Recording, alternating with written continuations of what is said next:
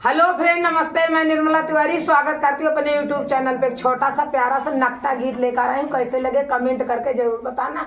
Video पसंद आए तो लाइक, सब्सक्राइब, शेयर जरूर करना। ढेर सारा प्यार, दुलार, आशीर्वाद देना। धन्यवाद।